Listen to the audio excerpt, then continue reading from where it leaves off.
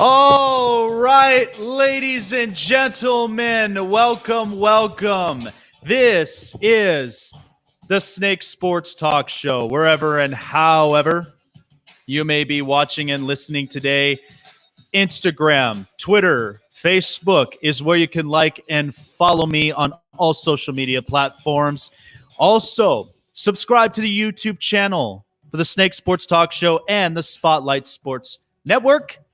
And follow me on Spotify for all of my latest episodes of the Snake Sports Talk Show. I am so happy to be here with all of you guys.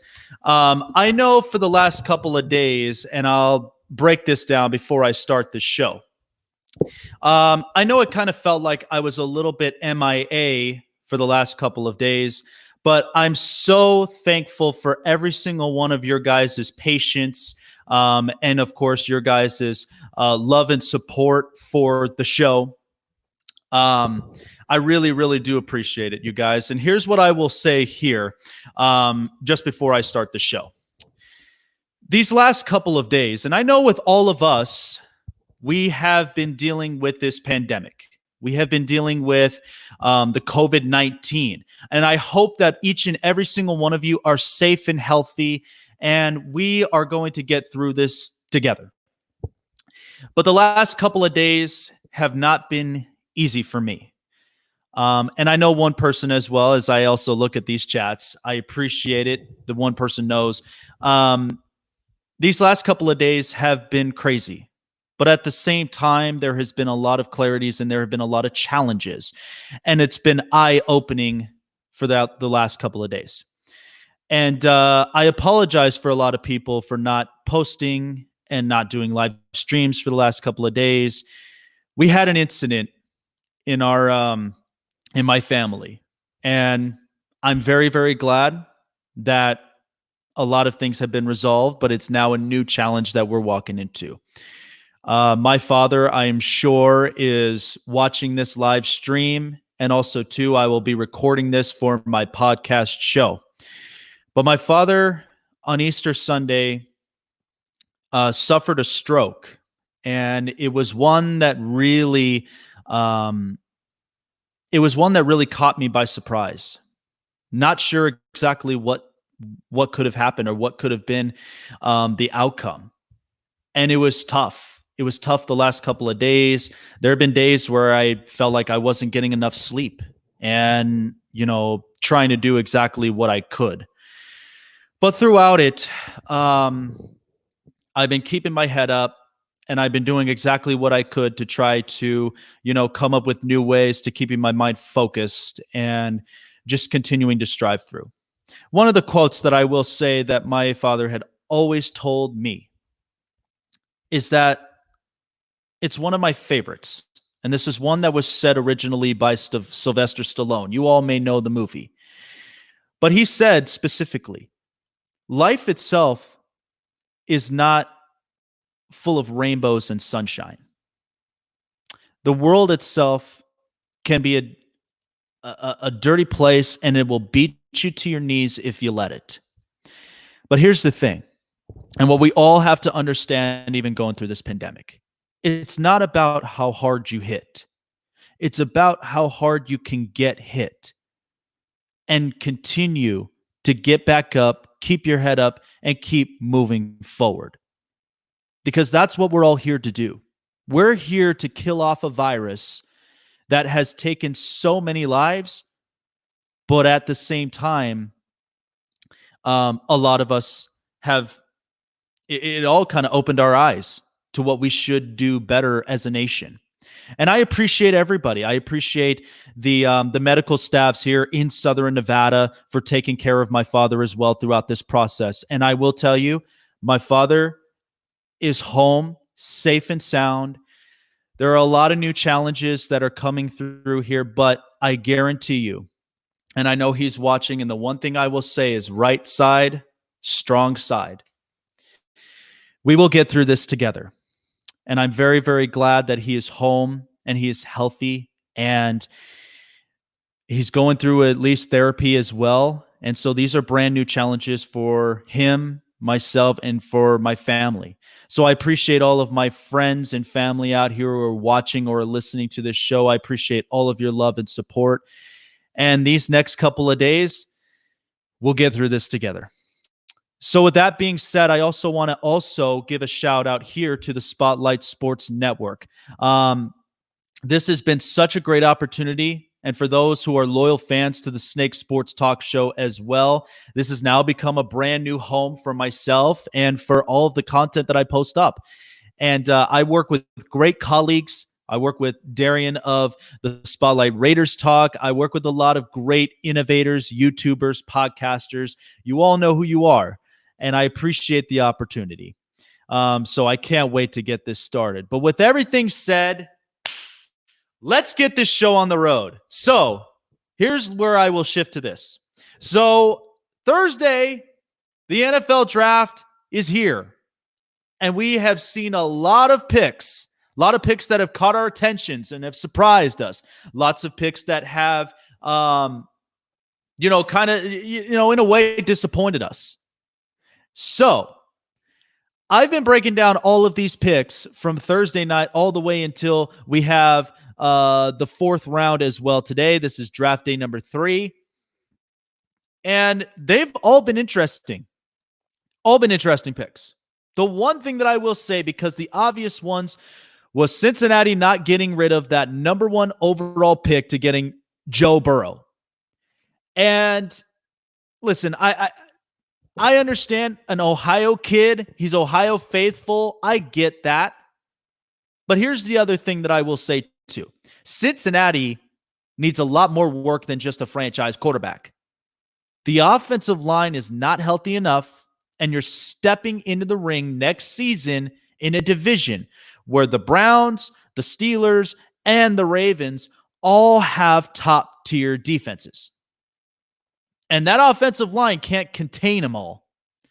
This is where it's going to be quite the challenge for Cincinnati, for Zach Taylor, and for Joe Burrow.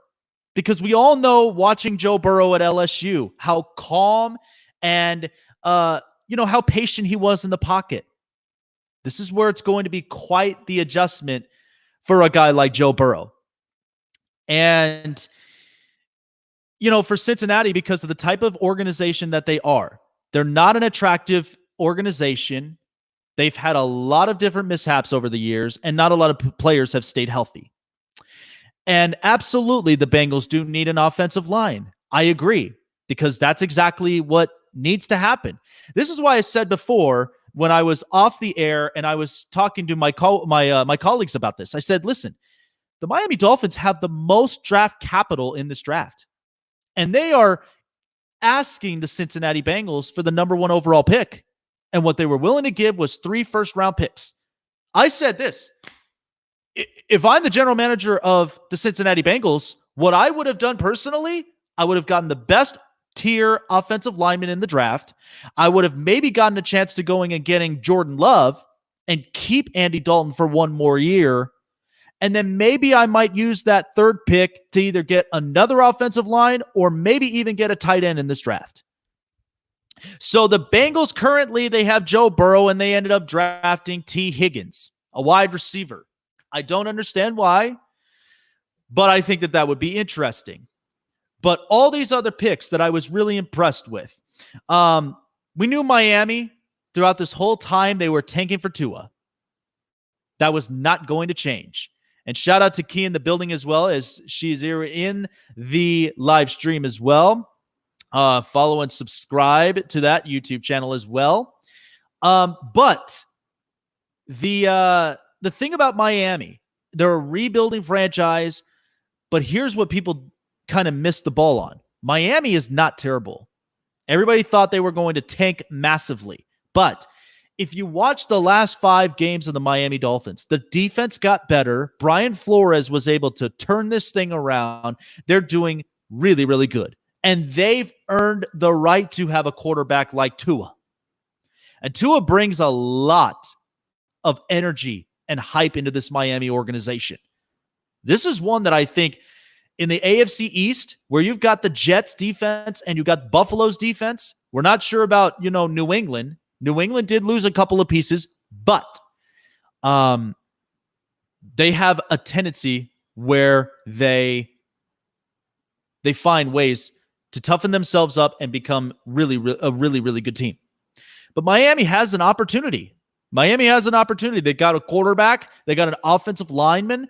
I really wish they could have drafted Jonathan Taylor. But here's the thing. You can't always ask for what you want.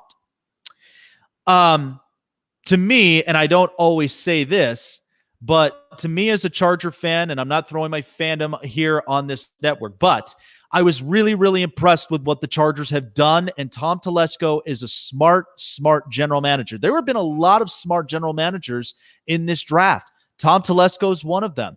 Parts of it will be a little bit of Howie Roseman, but we'll see how everything handles up with Philadelphia.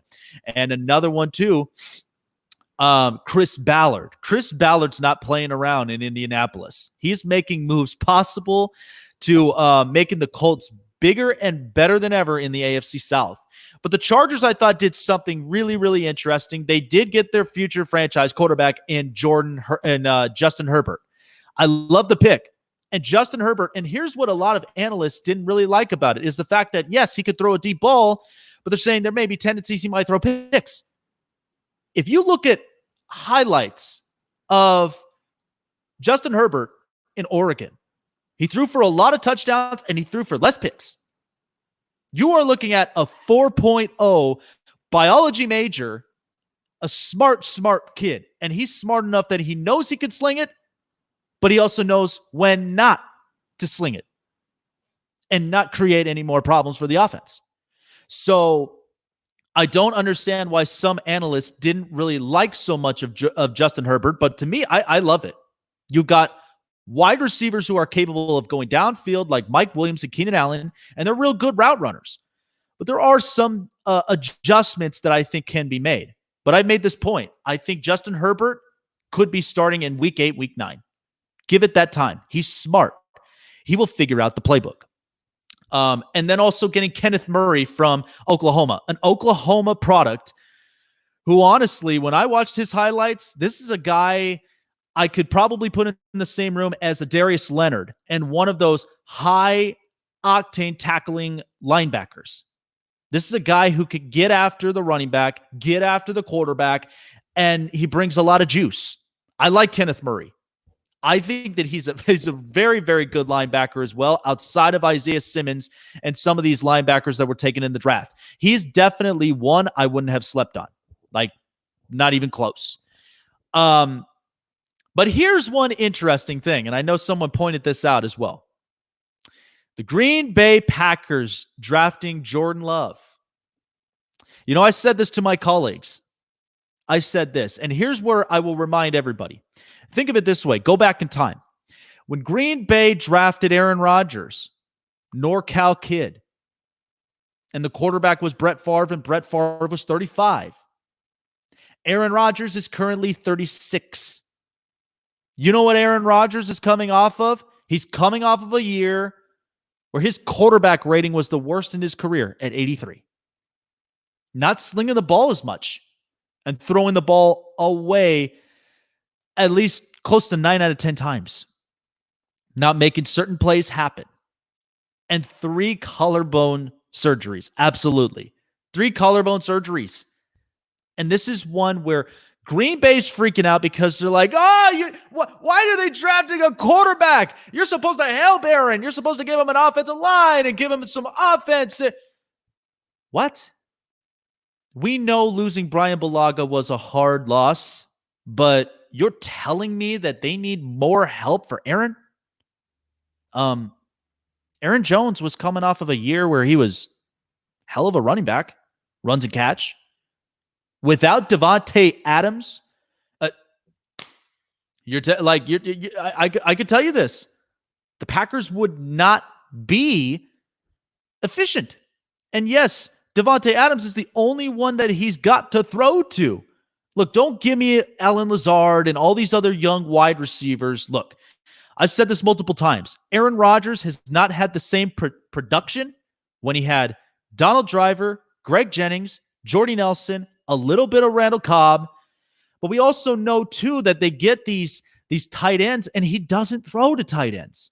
That's why Jimmy Graham's production went down the drain. But in this case, getting Jordan Love, I love the pick. I honestly love the pick. And hear me out, Green Bay fans, if you're watching this. But I love the pick because, like Aaron Rodgers, Jordan Love has raw talent, and he's one that's coachable as long as you have the right coach. And I think Matt LaFleur works perfectly. I think he works perfectly in this system. All of you that don't believe me, here's my one thought.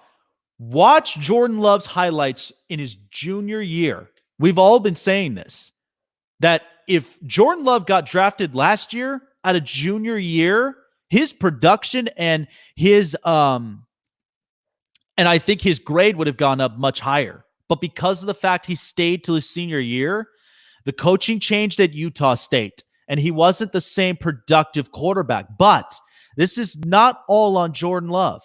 This is also on the coach who, when they put a playbook together, they take all of the strengths and weaknesses and they bring it together where they work on some of the struggles to make it strengths, and they bring the best out of most players.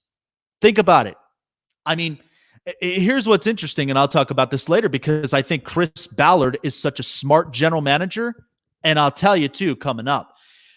But Jordan Love, to me, here's what I'm going to make the prediction on this, and everyone who's in here are witnesses. So when Aaron Rodgers is out the door in Green Bay, much like Brett Favre was when he goes to New York with the Jets and goes to Minnesota, there have been rumors being told, and one analyst said, imagine seeing Aaron Rodgers in a Chicago Bears uniform. That would be interesting. And that's yet another NFC North matchup that I think could be very interesting. I think it would be very interesting. But because I hear Packer fans not liking Jordan Love, give me 2 years. Give me 2 years. How much do you want to bet that those same Green Bay fans who are bashing on the pick on Jordan Love turns around and says, oh my God, we love Jordan Love. Jordan Love's got some hell of a talent. We love this kid. We actually love our pick. But yet you bashed him. You bashed him the second that Green Bay drafted him. Remember, Green Bay, this is no excuses. No excuses anymore. We understand Aaron Rodgers has had 3 collarbone surgeries. And we also understand that you lose a left tackle, so your offensive line's a little bit banged up. But Aaron Rodgers still has to be able to produce the ball. He has enough help, and maybe they may go and get one more receiver. But he's got enough help that now all the spotlight's on Aaron. And how do you think Aaron Rodgers is going to take it? How is Aaron Rodgers going to take this? He's not going to take this lightly. Coming up here, I will be discussing a little bit more on the Colts. And listen, this is where I've said on the Colts, do not underestimate the mindset of Chris Ballard. And there's reasons why for that, and I will explain this here in a moment coming up next. And also, too, because I know that with this draft happening, once the draft is over, ladies and gentlemen, I could tell you right now this is going to be difficult. Because what are we going to talk about for the next couple of days? Because we know we're going to be analyzing every single pick, and we're going to be analyzing exactly how all of the systems are going to work for all of these newly drafted players. But then what do we talk about then? There's no sports going on, and everybody is staying at home, staying healthy as they should. But it's going to be difficult. But I promise you, we're going to get through this all together, and hopefully we will, hopefully sports will make a great, great comeback. But I'll explain more about it coming up next on the Snake Sports Talk Show. Don't go anywhere.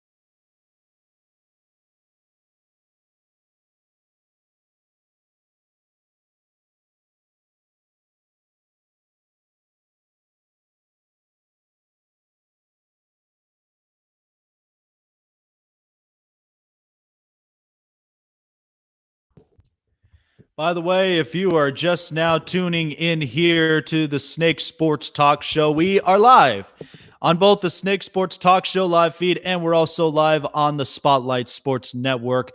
I'm really, really glad all of you guys could come in here. We know it's been a crazy couple of days, but it can't get any crazier. The fact that we've got the NFL draft as we are close to wrapping it up, actually. We're on day 3 of the draft. Lots and lots of different picks. As I mentioned, of course, with, the Packers with Jordan Love and with so many quarterbacks out there. Like, this is going to be interesting. This is going to be a hell of an interesting year. And plus, we've got so many wide receivers. So, one of the things I wanted to talk about here that I think all of us should understand. Every single one of these general managers here, every single one of the general managers, all walked into the draft with a plan. They all walked in here with a plan. And one of those general managers who came in is Chris Ballard. The Indianapolis Colts have something really, really interesting brewing up. So yesterday, when day 2 happened, the Colts ended up getting these players, Michael Pittman Jr. and Jonathan Taylor. Now everybody's kind of looking at, whoa, Colts are getting really, really aggressive at offense. I agree. I've said this off the record that watch Michael Pittman Jr. and Denzel Mims. Both those wide receivers are going to be very, very impactful. And what people have to understand is by the second and third round, these are where your Pro Bowlers come in. These are the guys that are going to make huge differences on the football field for each of these organizations. And ones we probably have heard of, and some we probably have not even heard of. I really would have thought the Miami Dolphins would have picked up Jonathan Taylor, but I like this pick. I like it because here's the thing. Marlon Mack, from what I'm being told, because they're not going to end up re-signing him. But Jonathan Taylor, I think, is a very, very good option. And what does Jonathan Taylor bring? Well, he brings a lot of grit. You're talking about a Wisconsin Badger amongst all of these Wisconsin running backs that we've had over the years, Monte Ball, Melvin Gordon. Jonathan Taylor is a guy that packs a punch. And he's going to be very, very interesting. And I may make this point. He gives me a little bit of a spinning image of someone like a Frank Gore. And Indianapolis had Frank Gore before. And I think he brings a lot of impact in the run game. And I think Chris Ballard, the way that he's working this offense, is going to be very interesting. Michael Pittman Jr. that they also drafted because they needed another wide receiver next to T.Y. Hilton. Because like the Packers, who else could Phillip Rivers possibly throw to? I think Phil's going to love this offensive core. With the fact that T.Y. Hilton and Michael Pittman Jr. on the same sides with a healthy offensive line, and you've got a run game in Jonathan Taylor. Here's the other part, though, too. And I like this. And I actually had just gotten the update a few minutes ago.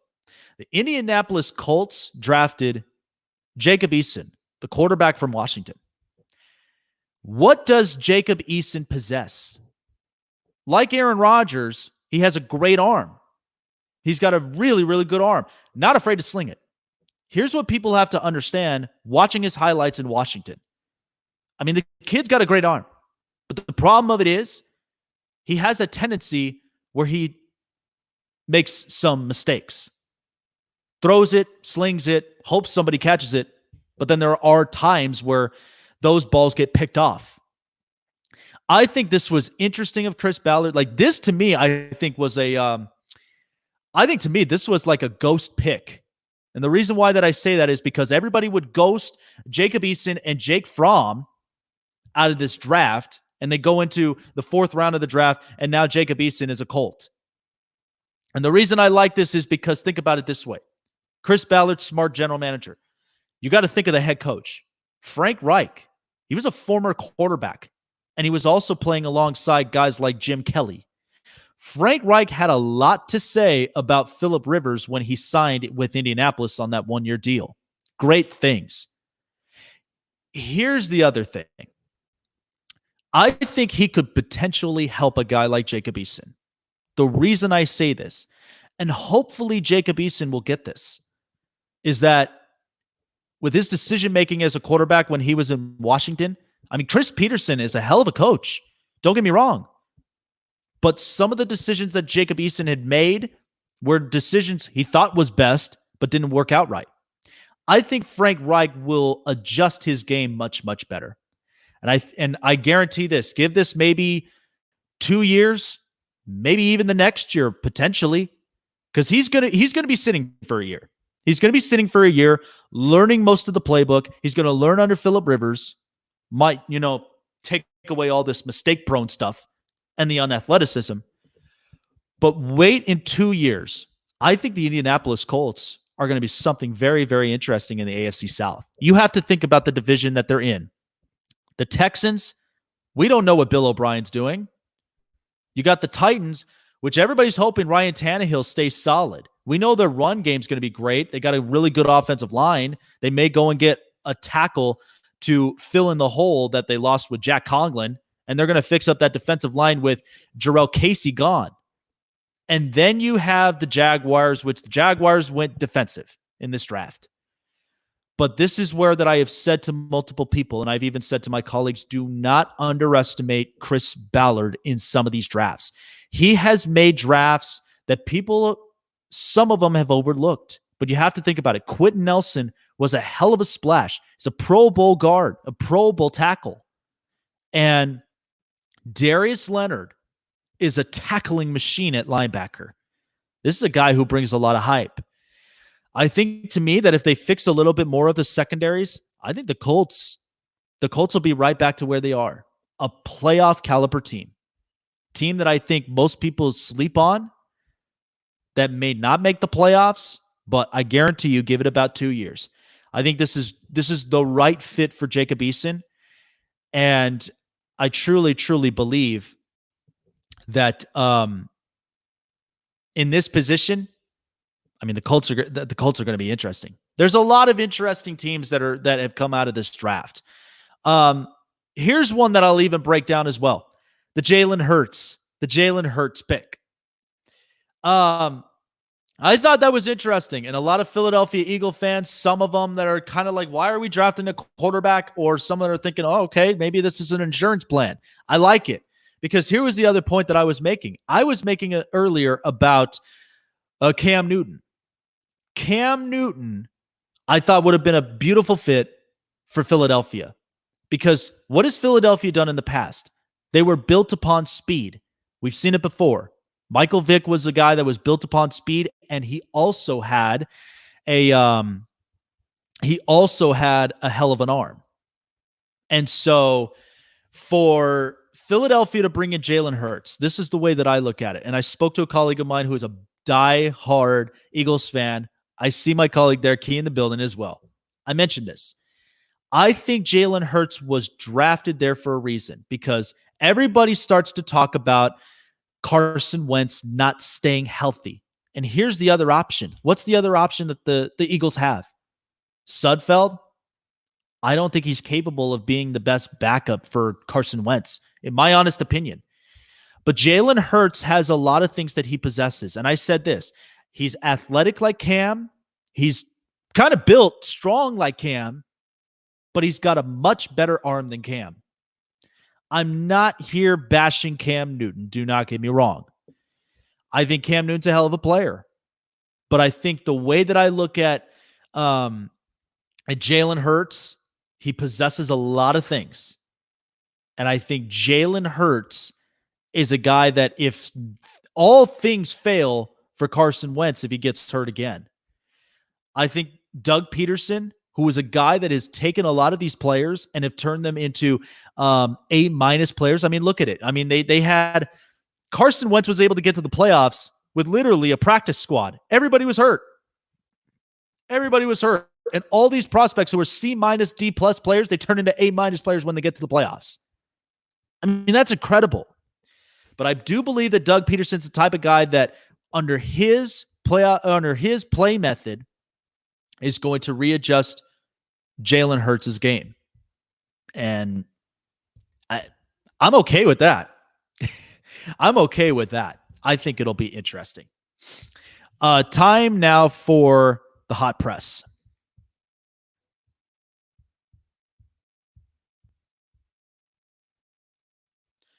So, of course, a lot of rumored reports as well with the Green Bay Packers selecting Jordan Love after trading up and getting him, because we know that Aaron Rodgers, he's not happy with it. And again, Aaron Rodgers is going to act the way that he's going to act. But at the same time, I think this is good for a quarterback competition, because isn't this the same thing we've seen over and over again with Green Bay's history? They did this with Brett Favre, and they're doing this now with Aaron Rodgers. I think this is really the thing that Green Bay needs. I like it. I like the fact that Jordan Love, because here's the thing, outside of Aaron Rodgers, if he gets hurt, because we know he's had 3 collarbone surgeries, but here's the thing, outside of Aaron Rodgers, who was the capable backup when he came in and needed to win games? Deshaun Kaiser? Brett Hundley? Those guys were not capable enough of winning games. I'm sorry. But Jordan Love under Matt LaFleur, I think, is going to be a guy that's going to win you games. I think he's going to be a very, very good talent. And this is a guy that's going to readjust his play style. And I love it. I absolutely love it. Also, the Cincinnati Bengals and Zach Taylor, they all welcomed Joe Burrow in open arms, and they're very, very happy with their pick as well. This was one that they were not going to trade away. This is a guy that everybody anticipated and everybody kind of knew that was an obvious pick. Miami, and this was the thing, Miami was willing to trade 3 first-round picks to get Joe Burrow. But this is my issue with the Cincinnati Bengals, because they went and got Joe Burrow, but then by the time they get to the second round, they go and draft a wide receiver. I mean, you have AJ Green, who you have on a franchise tag. You've got Auden Tate, and you also have Tyler Boyd. What's the point of another wide receiver? Unless if they're working something out under AJ Green, but I doubt that. I very much doubt that. So I truly don't know. I really, really don't know what the plan is in store for Cincinnati, but I still keep thinking they need to get an offensive line, because you're not going to walk into next season with a with an offensive line that was last in the league, and you're facing up against Cleveland, who's getting better at defense, Pittsburgh, the steel curtain still manages to stay solid, and then you've got Baltimore with that whole defensive front and the secondaries. I want no part of that. I want absolutely no part of that. And Baltimore gets Patrick Queen, their linebacker. Listen, I love Joe Burrow, but here's the thing. They're not going to have a whole lot of patience in Cincinnati. You better get the ball out quick, and you better run for your life. I just say this, as just a reminder. I really do say this as just a reminder. And then, of course, the Washington Redskins trade Trent Williams, the offensive tackle, to the San Francisco 49ers. And that is where they exchanged a 5th-round pick for a 3rd-round pick. Wow. Jimmy Garoppolo has got to be smiling after hearing that news. Trent Taylor, I think, is a very, very solid left tackle. But this is also the thing, as I've said before, because Washington, they weren't sure if they were going to draft a guy like Chase Young. I said this multiple times. Because if you give up on a guy like Chase Young, that is impossible. That is absolutely impossible to pass on a defensive prospect, the best one in that draft. And I'm very, very glad that Washington drafted him, because here's the thing. You hired Ron Rivera as a defensive-minded coach to fix that defense. But at the same time, you got to work on Dwayne Haskins' offensive mindset as well. So I do believe that they're still willing to do that. But I'm very, very glad they didn't move off of Dwayne Haskins to go and get a guy like Tua, because if this had happened and they traded away Trent Williams anyway, you better get somebody to protect that quarterback. Like you better get somebody to protect that quarterback. But once again, San Francisco, I mean, we all kind of turned our heads away and thought, what is San Francisco doing? What is San Francisco doing with all this? But when they get a really good offensive tackle like Trent Williams, Jimmy G's got to be a happy guy. And again, I hope that all of these doubts of Jimmy G, they better go away. I'm just telling you this right now because Jimmy G is not a bad quarterback, and he was not the reason why that they lost the Super Bowl. Again, they executed the play beautifully. It just didn't go their way. So this is interesting for San Francisco, but I'm very, very happy of that trade. So that was your hot press.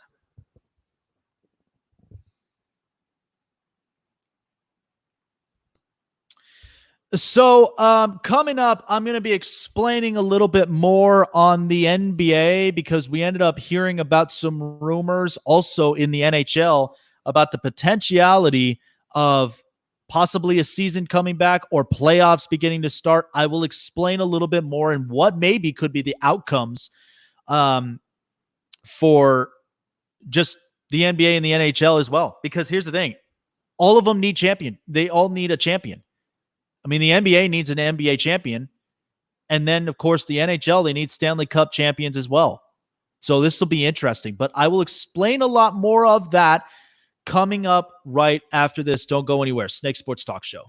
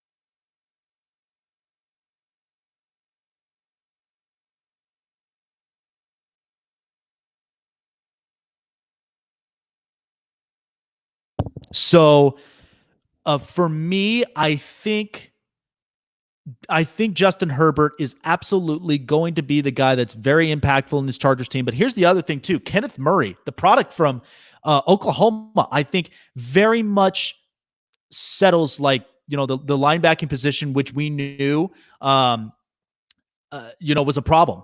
Denzel Perryman couldn't stay healthy. You still got Melvin Ingram, who's a very, very good defensive presence next to Joey Bosa.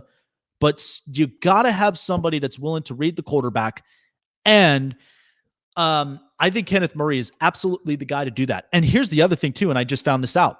But the Chargers ended up selecting Joshua Kelly from UCLA. I watched the highlights of this kid, and he's a running and catching running back, but he's also got special moves. And Anthony Lynn, who's a running backs coach, this is going to be interesting. I really do think this is going to be a very impactful team. Much, much more impactful for the AFC West. The Denver Broncos. The Denver Broncos is a team that I think has very much readjusted themselves. Vic Fangio, that came in here, I mean, there were a little bit of some rough, shaky starts, but they draft Jerry Jeudy. They get a secondary receiver next to Cortland Sutton, and I think Drew Lock is going to have a fun time with this offense. They did sign Melvin Gordon as well, but I'm not exactly sure how they're going to work that running back position, how they're going to flip-flop every time, depending on situations.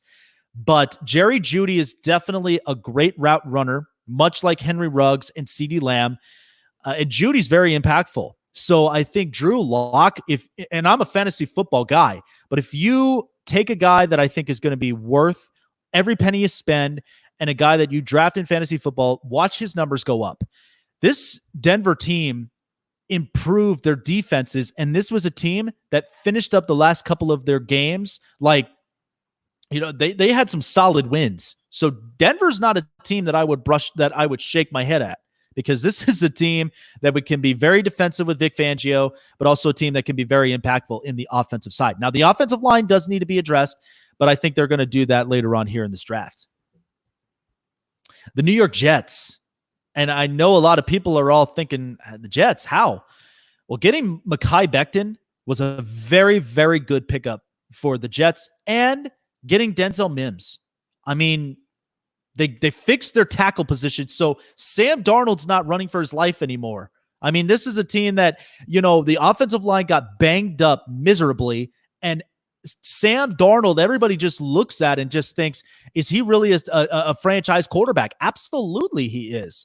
The thing of it is you have to realize he's a pocket present quarterback, and sometimes when he comes out of the pocket, he'll create space, and he's got a hell of an arm. But without Robbie Anderson now as a wide receiver, I mean, you have Brashad Perriman, but now you've got Denzel Mims, who I really, really like. I mean, honestly, I look at him and I look at how DK Metcalf came into this league. Very athletic, a guy that also catches the football, not somebody who drops a lot of passes. So Denzel Mims, I think, is going to be very impactful for Sam Darnold, and I think he's going to have I truly think he's going to have a new best friend on that offensive side. Finally, the Tampa Bay Buccaneers. Now, of course, everybody's going to think, well, that's an obvious. But here's the thing. Everybody, they're not catering, but they are, in fact, listening to what Tom Brady needs. The obvious position is offensive line.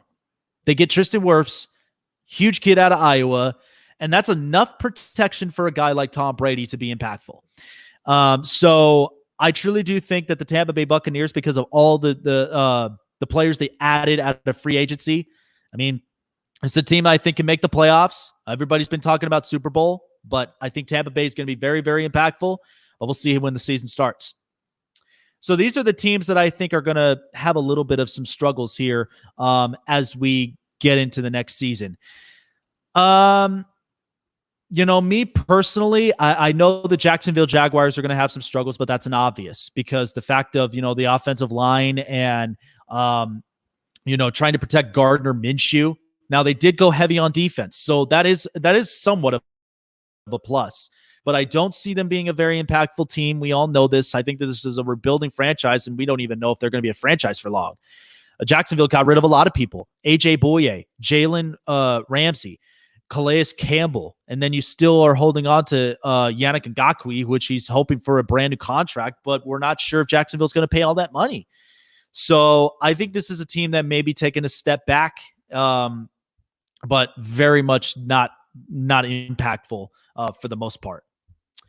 The Houston Texans, we know they're not going to be very impactful as much, even though that they just continuously address the defense. But here's the problem. You've got an offensive line that is still not healthy, even though that they extended the contract of Laramie Tunsil. But, Deshaun Watson, I love the kid.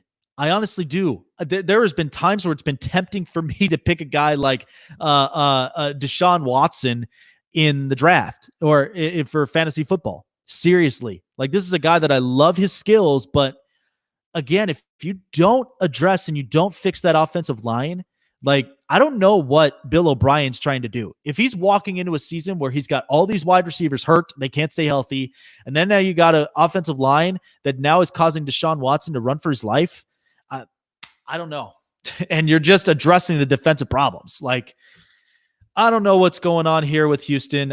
I just feel like they're kind of falling. The towers are falling, and I don't think that Houston is very much going to be a very impactful team. I very much think they're going to be taking a step back, but we'll see what happens.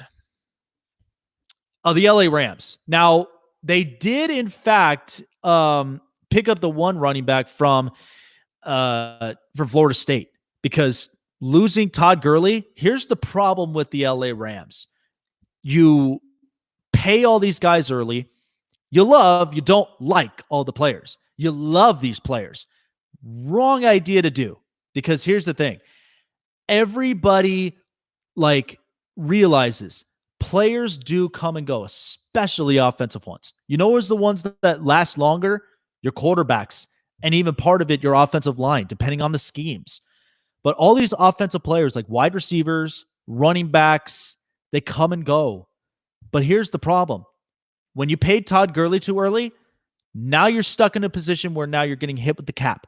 You ended up paying Brandon Cooks this ridiculous contract, and now you're stuck to a point where you're going to have to get rid of all these players.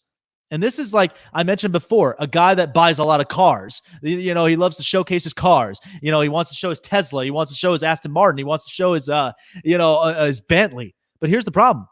When all those vehicles come out of the lot, when you buy it out of the dealership, the value on them drops by 30%. And it happens. It happens all the time. If you're not settling for long-term, the only thing that I could say that the Rams did right was paying Jared Goff early, because I think as a franchise quarterback, you got to keep him. You got to keep him for at least a long-term. But as far as for the rest of these players, I'm not liking it. And I think the Rams are definitely taking a step back on this one. Finally, we know this is a given. We know that the New England Patriots are definitely taking a step back up on this. But the Patriots, we know they lose Tom Brady, but they also lose Kyle Van Noy. They lose Rob Gronkowski. They lose a lot of these big-time guys. So Bill Belichick's got a lot to think about on his mind of how he's going to readjust this team. So this will be interesting. This will be very, very interesting. But I do think that because of all that equity that New England has after winning all the championships on a 20-year dynasty, Bill Belichick's not afraid. He's not intimidated. So I'm sure he's going to come up with some sort of plan, but I do know that this is a team taking a step back.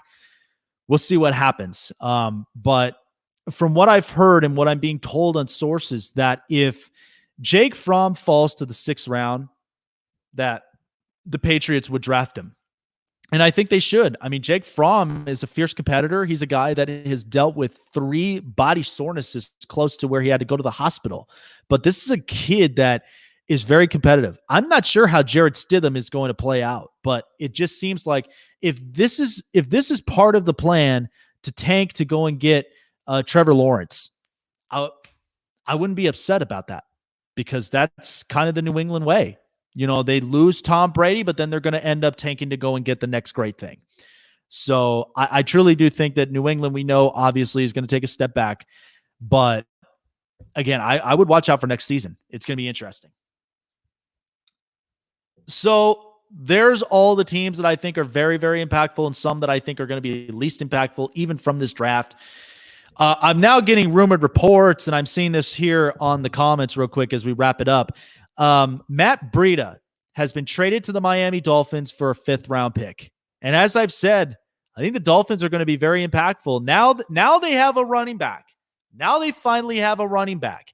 Because I don't know who exactly was I have no idea who was going to be running for the Miami Dolphins. I said this, I thought Jonathan Taylor would have been perfect for a team like Miami.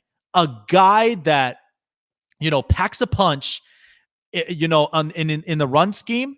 So, I mean, I truly believe that, with Jonathan Taylor being in Indianapolis, he's going to be a great competitor, a guy that I think is going to push for a lot of first downs and push for a lot of scores. But I like this trade. And I don't think this was a loss for Miami. They get a running back. I think Tua is going to have a lot of fun with this. And Brian Flores, he is definitely going to love all of this. So I appreciate all of you guys for jumping on. I really, really do. And I'm happy to finally be back. Very, very happy to be back. So thank you all for tuning in here on the Snake Sports Talk Show. This is Jake the Snake signing off here in Vegas. Like I said, subscribe to my YouTube channel.